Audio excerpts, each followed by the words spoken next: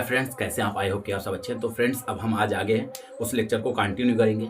उस लेक्चर में हमने आपको सारा कुछ बेसिक्स बता दिया था और उसमें हमने मेंडल एक्सपेरिमेंट के ईयर भी बताए थे। पहले चलिए आप बता दीजिए, अगर आप कोई देख रहा है, अगर ईमानदारी से लेक्चर को अटेंड कर रहा है, तो मैं पहले पूछ रहा हूँ, बताइएगा मेंडल का एक्सपेरिमेंट किस ईयर में री पब्लिश हुआ था बाई 3 साइंटिस्ट। उन तीनों साइंटिस्ट के नेम और उनका ईयर भी बताइए। अगर आप ईमानदारी से लेक्चर मेरे फॉलो कर रहे हैं तो पहले ये बताइए, उसके बाद आप फिर आगे पॉज करके वीडियो को रोक के पहले बताइए, फिर आगे आप देखिएगा।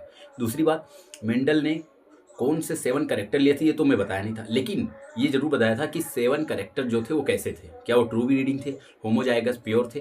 तो ट्रू ब्रीडिंग होमोजाइगस प्योर एक ही बात है, वो भी हम आज क्लियर करने वाले हैं। तो आज हम मेंडल एक्सपेरिमेंट से कंटिन्यू करेंगे। मेंडल का एक्सपेरिमेंट कितने साल तक चला था? 7 साल तक, 1856 से 1863 तक, उसको भी बताएंगे। और उसमें पहले उन्होंने पेरेंट का सिलेक्शन किया, फिर क्रॉस कराया था, फिर रिजल्ट देखा था, फिर उसके बाद डिस्कशन हुआ था। तो जितना कवर कर पाएंगे आज हम करेंगे पूरा फुल। तो आज हम बात करेंगे पहले मेंडल के एक्सपेरिमेंट में मेंडल ने किस प्लांट पे एक्सपेरिमेंट किया, कितने ईयर तक किया, और उसका जो 7 कैरेक्टर है वहाँ से बहुत ज़्यादा बोर्ड में क्वेश्चन पूछे जाते हैं। उस तरीके से नहीं पूछेगा, ऐसे उसमें क्वेश्चन दे देगा, कहेगा which of the following according to Mendel is dominant.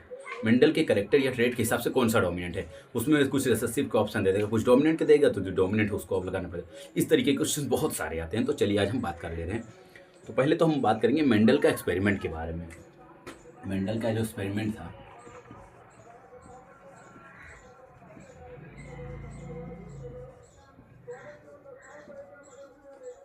Mendel experiment, Mendel के एक्सपेरिमेंट में पहली बात तो उसमें क्या है, उसका नेम क्या था, नेम क्या था, किस पर किए थे ऑन, और किस ईयर में किए थे।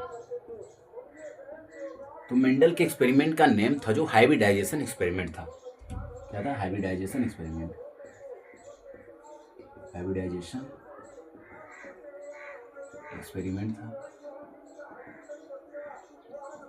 किस ईयर में किए थे? 1856 से लेकर 63, मतलब टोटल 7 ईयर्स चला था उनका एक्सपेरिमेंट। 7 ईयर्स तक उनका एक्सपेरिमेंट चला था। और यहाँ पे ईयर लिख दे रहा हूँ, 1 मिनट। ईयर किस पर किए थे ये भी बता दे रहे हैं। किस पर किए थे? पी प्लांट पर किए थे, garden pea plant, garden pea plant, garden pea plant पे किए थे। तो यहां से तो क्वेश्चंस पक्का है बनेगा। और रीडिस्कवर्ड किसने किया था? रीडिस्कवर्ड बाई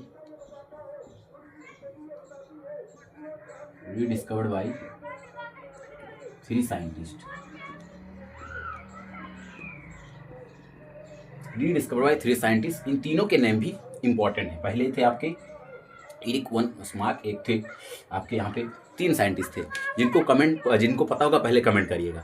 एक थे आपके एरिक वन टेस्मार्क, एक थे ह्यूगो डी व्रीज, एक थे कार्ल कोरंस। तो हम तीनों का नाम भी लिख दे रहे हैं। एक थे आपके कार्ल कोरंस, एक थे आपके एरिक वन टेस्मार्क, एक थे आपके हीगो डी व्रीज, हीगो डी व्रीज। ये किस ईयर में किए थे? जो कि 1900 में, 1900 में। तो अब यहाँ से बहुत सारे क्वेश्चंस बनेंगे आपके। मेंडल का एक्सपेरिमेंट के क्या नेम था, किस ईयर में किया था, किस प्लांट पर किया था, और कौन से साइंटिस्ट को डिस्कवर किए थे, और इनके सक्सेस होने के कारण क्या है, वाई मेंडल गेट सक्सेस। मतलब इससे पहले बहुत लोगों ने ट्राई किया होगा इस पर काम करने का, क्योंकि वो सक्सेस नहीं थे। क्यों नहीं सक्सेस थे वो अलग बात है, लेकिन इस पे क्वेश्चन आता है तो बोर्ड का यहाँ से डायरेक्ट क्वेश्चन बनेगा आपके लिए। यहाँ से आपका बोर्ड का डायरेक्ट क्वेश्चन बनेगा, बोर्ड का डायरेक्ट बनेगा। नेम पे बनेगा हाइब्रिडाइजेशन एक्सपेरिमेंट, ईयर पे बनेगा ऑन, इस पे, और 3 साइंटिस्ट 1900, इस पे डायरेक्ट क्वेश्चन बनता है। ग्रेड बी प्लांट पे, और कौन से वो साइंटिस्ट है, किस ईयर में रीडिस्कवर किए थे, इस पे सारी चीज़ों पे बोर्ड पे डायरेक्ट इजी सा क्वेश्चन आएगा, एकदम इजी सा। यहाँ से तो क्वेश्चन आते हैं, अभी उससे भी आएंगे जो उनके 7 कैरेक्टर थे, 14 ट्रू ब्रीडिंग ट्रेड थे, या 7 कैरेक्टर थे, उसमें डोमिनेंट रिसेसिव, उस पर भी बहुत सारे क्वेश्चन आते हैं, तो उसकी भी बात हम करेंगे। पहले हम यहाँ पे देख लेते हैं मेंडल अपने काम में सक्सेस क्यों होते हैं, मेंडल जो है वो अपने वर्क में सक्सेस क्यों होते हैं, उसकी बात हम कर ले रहे हैं। देखिए, पहली बात तो जो मेंडल थे उस टाइम पे, फर्स्ट टाइम मतलब उस टाइम पे मैथमेटिकल और एस्थेटिकल यूज किए थे, मैथमेटिकल और बहुत सारे एस्थेटिकल का यूज किए थे। और उन्होंने दूसरी पॉइंट, उन्होंने लार्ज सैंपल साइज लिया था, इसलिए उनको उस चीज़ में वो मिला, मतलब वो सक्सेस। लार्ज सैंपल साइज मतलब मान लीजिए 100 लोग हैं या 200 लोग हैं, तो उसमें से 50 लोग कह रहे हैं मुझे कॉफ़ी पसंद है और 150 लोग कह रहे हैं मुझे चाय पसंद है। तो यहाँ पे कंपैरिजन एज कंपैरिजन तो 150 लोग चाय पसंद कर रहे हैं ना। तो इस तरीके से जो उनका सैंपल साइज था वो जो एक्सपेरिमेंट था उसका जो सक्सेस रेट था वो लार्ज लोग थे, लार्ज सैंपल साइज पे, मतलब उसको पसंद करे, तो इसलिए वो सक्सेस हुए। वो फर्स्ट टाइम मैथमेटिकल यूज़ किए थे और उन्होंने जो करेक्टर यूज किया था पी प्लांट का उसमें 2 ट्रेड थे, इसलिए उनको ज़्यादा वो मिला था, 2 ट्रेड थे। तो यहाँ पे वाई मेंडल गेट सक्सेस लिख ले रहे हैं हम लोग, why Mendel get success. First point use, first time use mathematical and statical analysis. दूसरी पॉइंट लार्ज सैंपल साइज। तीसरी पॉइंट पी प्लांट जो था मैनिफेस्ट बाई 2 ट्रेड। ये ज़्यादा इंपॉर्टेंट है, मैनिफेस्ट बाई 2 ट्रेड। क्यों? क्योंकि यहाँ पे इसे basis of framework, base of framework से क्या, ये बेस ऑफ था फ्रेमवर्क, बेस ऑफ फ्रेमवर्क। यही तो मैनिफेस्ट बाई 2 ट्रेड, जो उन्होंने 2 ट्रेड लिया था उसमें ये क्या था, मैनिफेस्ट, ये वो क्या था, बेसिस था, वो फ्रेमवर्क का बेसिस था, इसी से यहाँ पे ये बेसिस था। और मेंडल का एक्सपेरिमेंट तो था, ये किस ईयर में था ये तो हो गया, लेकिन उन्होंने क्या लिया था यहाँ पे देख लीजिए, नोट करके आप, 14 ट्रू ब्रीडिंग। ट्रू ब्रीडिंग मतलब क्या होता है, प्योर या फिर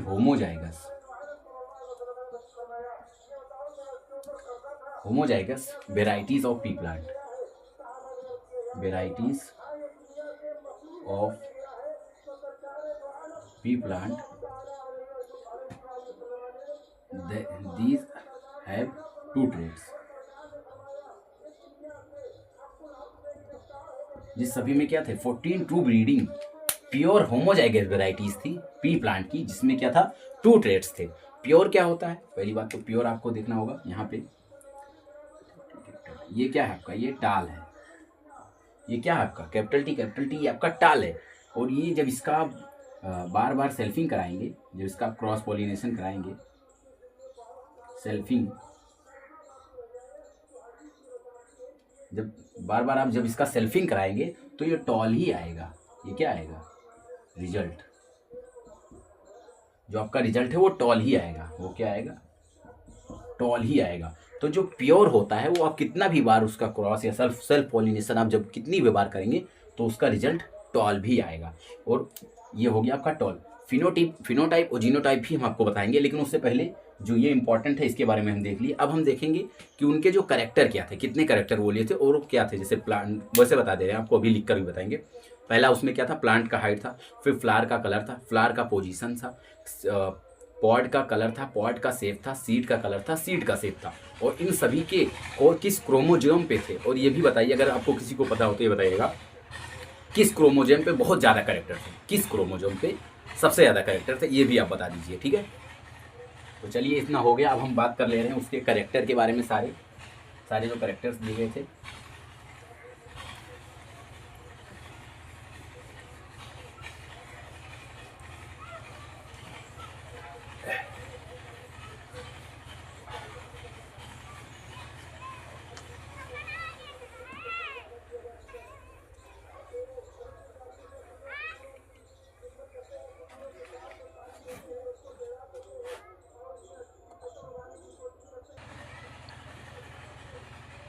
तो अब हम देख ले रहे हैं कि मेंडल ने कौन से 7 कैरेक्टर्स लिए थे, उनके डोमिनेंट और रिसेसिव, और वो कैरेक्टर किस क्रोमोजोम पे निर्भर थे या किस क्रोमोजोम पर प्रेजेंट थे, वो भी हम देख ले रहे हैं। ये भी क्वेश्चन पूछता है और यहाँ से क्वेश्चन बहुत आएंगे, ये वाला मिस मत करिएगा। तो चलिए हम देख ले रहे हैं मेंडल का।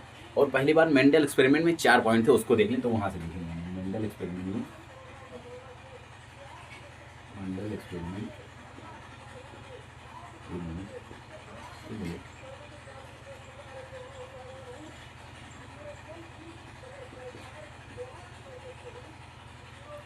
सही चल रहा है।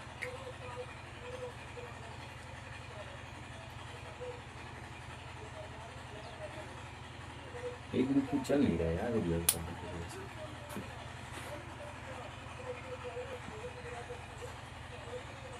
तो हम इंक थोड़ा सा दिक्कत हो गया था इसलिए नहीं चल रहा था, तो हम देख ले रहे हैं मेंडल में एक्सपेरिमेंट जो था। अरे यार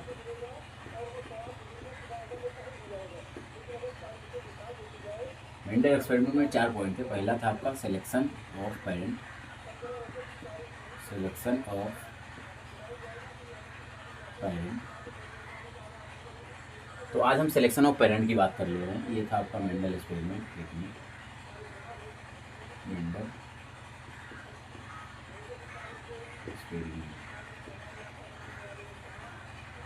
तो मेंडल एक्सपेरिमेंट पहला था आपका सिलेक्शन ऑफ पेरेंट, जिसमें उन्होंने पहले ही बता दिया आपको 14 true breeding, pure 14 true breeding, true breeding जिसको हम बोलते हैं प्योर या होमोजाइगस, होमोजाइगस वेराइटीज़ लिए थे, varieties of pea plant, 14 homo breeding to varieties of pea plant which are present in pairs, which are present in, जो आपके pairs में प्रेजेंट है। तो पहले हम करेक्टर देख ले रहे हैं। करेक्टर, डोमिनेंट, रिसेसिव और क्रोमोजोम नंबर।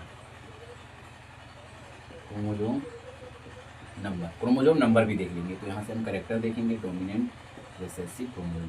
तो पहली बात तो करेक्टर जो था वो था प्लांट हाइट। पहला करेक्टर था जो वो था आपका प्लांट हाइट। दूसरा था आपका फ्लावर का कलर, फ्लावर कलर। तीसरा करेक्टर था आपका फ्लावर का position, flower position.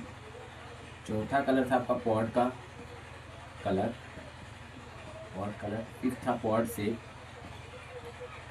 Pod shape. Six था आपका seed colour, seed colour. And seven था आपका सीड शेप। इतने आपके करेक्टर थे टोटल, इतने आपके करेक्टर थे। तो प्लांट हाइट में जो डोमिनेंट था वो आपको पता होगा, टॉल होगा, और रिसेसिव होगा डॉर्फ या शॉर्ट, डॉर्फ या फिर शॉर्ट। फ्लावर कलर में जो आपका डोमिनेंट था वो एक्सियल था। एक्सियल के बारे में नहीं पता तो एक्सियल यहाँ देख लीजिए। जैसे मान लीजिए ये प्लांट है आपका, तो यहाँ पे होता है एक्सियल, यहाँ होता है एक्सियल, और ये होता है आपका टर्मिनल, ये होता है टर्मिनल, यहाँ पे होता है एक्सियल। ठीक है, ये आपको पता होना चाहिए। तो फ्लावर कलर में एक्सियल और इसमें रिसेसिव। डोमिनेंट था आपका एक्सियल, रिसेसिव था आपका यहाँ पे terminal, terminal. Flower position, colour नहीं यार, ये क्या, एक मिनट। पोजीशन में आपका एक्सियल होगा, यहाँ पे एक्सियल, यहाँ होगा टर्मिनल। फ्लावर कलर जो वायलेट था आपका वो डोमिनेंट था, वायलेट। और जो रिसेसिव था वो वाइट था, white. Pod colour, colour pod का है और सीड कलर में कंफ्यूज होते हैं। पॉड का कलर, पॉड पहले आ रहा है, कलर तो ग्रीन होगा, पॉड का कलर ग्रीन होगा, ऐसे आ रहा है ग्रीन, और रिसेसिव होगा येलो। पॉड का शेप स्मूथ बोले या इन्फ्लेटेड बोलते हैं, स्मूथ या इन्फ्लेटेड, इन्फ्लेटेड, इन्फ्लेटेड एनसीईआरटी में लिखा, और ये होगा कॉन्स्ट्रिक्टेड, कॉन्स्ट्रिक्टेड। सीड का कलर, सीड का कलर कैसा था, अब इसका ग्रीन डोमिनेंट था तो सीड का कलर येलो डोमिनेंट रहेगा, और यहाँ पे ग्रीन रिसेसिव रहेगा। सीड का शेप ये था आपका राउंड, और ये रहेगा रिंकल्ड। इन से करेक्टर से पक्का। क्रोमोजोम नंबर, सबसे ज़्यादा क्रोमोजोम नंबर पे 4 पे है, तो 4 1 4 4। अब ये आता है 5 पे पॉड का शेप है आपका, और सीड का कलर आपका 7 पे है, और फिर सीड का शेप आपका 1 पे है। तो फ्लावर कलर हो या सीड का शेप हो 1 पे होता है। तो ये चार्ट से, इस चार्ट से आपके 100% है, 100% कंफर्म है, 100% कंफर्म इस चार्ट से। इस चार्ट से आपके बोर्ड में भी क्वेश्चंस आना है, एमसीक्यू में आना ही आना है, और नीट में भी तो भी आना ही आना है। अब इसमें क्वेश्चंस किस तरीके से पूछेगा वो देख लीजिए। इसमें पूछेगा विच ऑफ द फॉलोइंग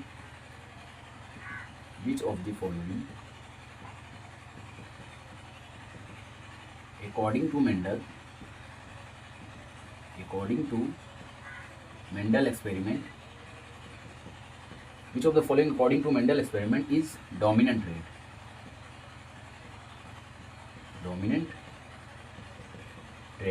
मेंडल के एक्सपेरिमेंट के हिसाब से कौन सा डोमिनेंट रेट है? पहला यहाँ पे दे दिया आपका, या फिर जैसे ग्रीन, यहाँ पे पहला आपका दे दिया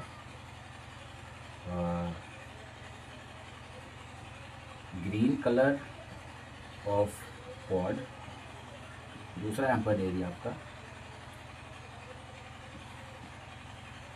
ग्रीन कलर ऑफ सीड, यहाँ पे तीसरा आपका दे दिया डॉर्फ प्लांट हाइट, और चौथा दे दिया आपका नन ऑफ दीज। तो इस क्वेश्चंस का आंसर आप अगर इसको याद हो गया तो आप फटाक से कर लेंगे। देखिए आपको which of the following according to Mendel experiment is dominant rate, अब ये आपको याद होना चाहिए, तभी इस तरीके के सवाल आपसे हो पाएंगे, तो यहाँ पे ग्रीन कलर ऑफ पॉड, अब जैसे मैंने बताया पॉड का कलर ग्रीन डोमिनेंट में है और येलो आपका रेसेसिव में है, तो जो ग्रीन कलर का पॉड था वो आपका dominant. Green colour of seed, तो सीड का तो येलो कलर डोमिनेंट है, तो ये रेसेसिव है, ये सही, तो आपका आंसर आ जाएगा यहाँ पे फर्स्ट का। इस तरीके से आपका आंसर यहाँ पे फर्स्ट हो जाएगा।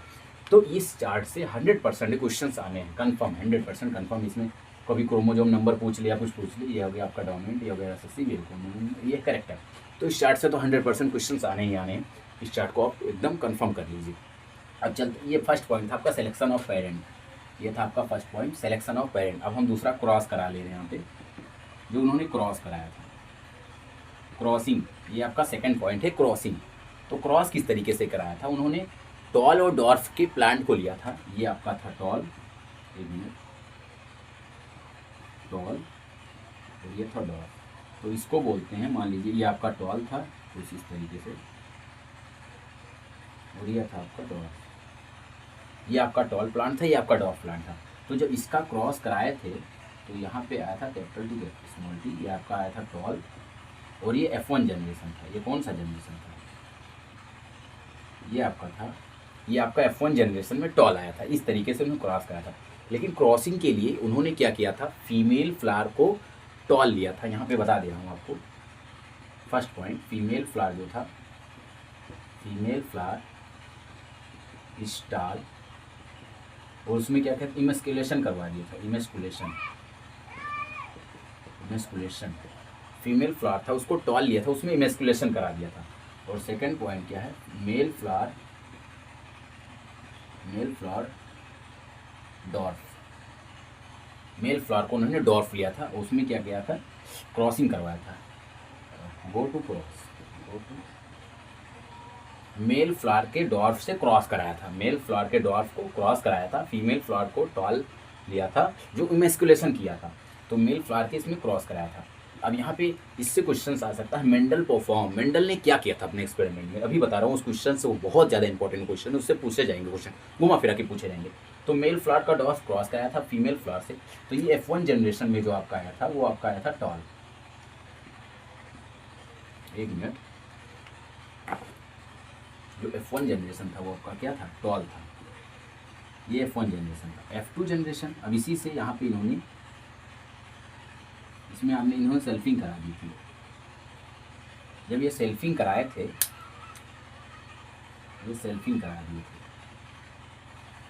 तो जब इसकी आप सेल्फिंग कराएंगे तो ये तीन आए थे, टॉल, एक आया था डॉर्फ, तीन टॉल आए थे, एक डॉर्फ आए थे। ये थे F2 जनरेशन के रिजल्ट। ये यहाँ पे F2 जनरेशन। पहली बात तो आपको फिनोटाइप और जीनोटाइप पता होना चाहिए। तो फिनोटाइप क्या होता है यहाँ पे बता दे रहा हूँ। फिनोटाइप और जीनोटाइप। फिनोटाइप क्या होता है? टॉल डॉर्फ, ये आपके फिनोटाइप, टॉल डॉर्फ। जीनोटाइप आपके क्या है? कैपिटल टी स्मॉल टी, या फिर स्मॉल टी स्मॉल, ये आपके हैं जीनोटाइप। तो फिनोटाइप आपका है टॉल डॉर्फ, जीनोटाइप आपका capital T capital T capital T small T small T small T. तो सेल्फिंग कराया था, तो इसके फिनोटाइप, अगर ये बताइए फिनोटाइप से क्या आपके जो वो है मॉर्फोलॉजी से या इन्वायरमेंट से आपका फिनोटाइप चेंज हो सकता है? इसका एग्जांपल दीजिए। फिनोटाइप हो सकता है चेंज, जैसे आप अगर ज़्यादा धूप में घूम रहे हैं तो आपके स्किन को थोड़ा ब्लैक होने लगो, तो मेलेनिन है तो वो फिनोटाइप है ना, ब्लैक दिखने लगेगा, तो ये भी फिनोटाइप है। जीनोटाइप से भी हो सकता है। जीनोटाइप से कब होगा आपके, जीनोटाइप कब चेंज होगा आपके इन्वायरमेंट से? जब म्यूटेशन होगी, कुछ एक्स्ट्रा एज बीटा रेज अंदर बॉडी के अंदर जाएंगी तो म्यूटेशन होगी, तो म्यूटेशन से आपके जीनोटाइप में, तो आपका फिनोटाइप भी चेंज हो सकता है इन्वायरमेंट से और जीनोटाइप भी चेंज होता है। ये क्वेश्चन आ सकता है, एक क्वेश्चन ये बन सकता है। तो आप जान गए होंगे जो F2 जनरेशन में थे 3 टॉल थे, डॉर्फ थे, और इसमें रिजल्ट में आप लिख लीजिए, थर्ड रिजल्ट आप लिख लीजिए। F2 जनरेशन जो था उसमें 3rd आउट ऑफ 4 टॉल थे, 1 आउट ऑफ 4 डॉर्फ था। 4 में से 3 टॉल थे और 4 में से 1 डॉर्फ था। फोर्थ आपका F1 generation resemble any one of the parent, any one of the,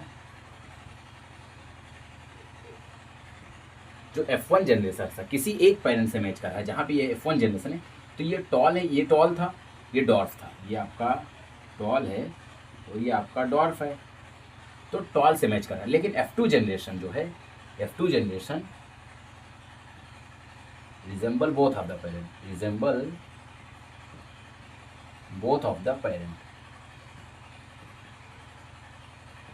resemble जो F2 जनरेशन है वो दोनों पेरेंट से मैच कर रहा है, टॉल भी है और डॉर्फ भी है। तो जो F2 जनरेशन है वो दोनों पेरेंट से मैच कर रहा है, जो F1 जनरेशन है वो किसी एक पेरेंट से मैच कर रहा है। अब इस तरीके का क्वेश्चन आएगा लास्ट जो इंपॉर्टेंट है, Mendel perform,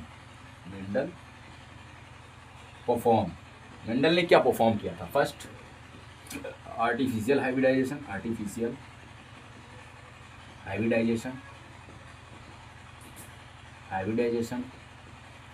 second crossing,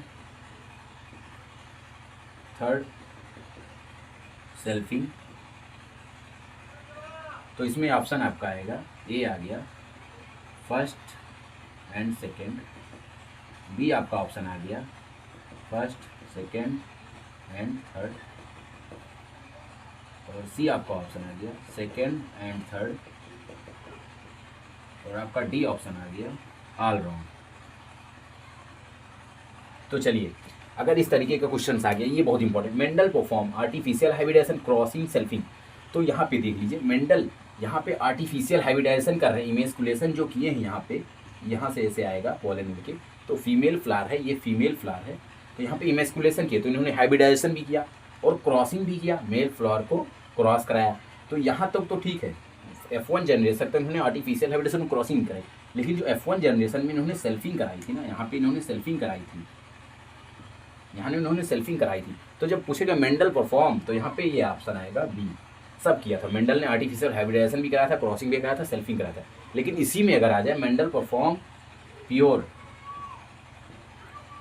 Mendel perform pure, तो प्योर में क्या था, तो यहाँ तक ऑप्शन आएगा, तब आपका ऑप्शन आएगा सी। जब प्योर की बात आएगी तब आपका ऑप्शन आएगा सी। तो इतना आज हम कवर किए हैं, इसके आगे हम आगे कवर करेंगे। वैसे आप लोग को भी दिखाई दे रहा होगा, थोड़ा अंधेरा हो गया होगा क्योंकि लाइट चली गई होगी। तो इतना पूरा परफॉर्म किया, इस टेबल से आपके 100% है। यहाँ से एक ने क्वेश्चन 100% नीट 2026 में भी आएगा और बोर्ड में तो आना ही आना है। और अभी इसके बाद जो law of dominance, law of segregation है, वो ऐसा पढ़ाऊंगा, चाहे क्लास 10th का बच्चा हो, क्लास 12th का बच्चा हो, सभी के लिए, पूरा 9th का बच्चा हो, एकदम क्लियर कॉन्सेप्ट के बता दूंगा 10 से 15 मिनट में। दोनों कैरेक्टर, लॉ ऑफ डोमिनेंस हो या लॉ ऑफ सेग्रीगेशन हो। लाइट भी आ गई। चलिए मिलते हैं अब अगले वीडियो में, इसी के आगे अगला लेक्चर कंटिन्यू करते हो। Thank you. भाई बंद तो हो गया।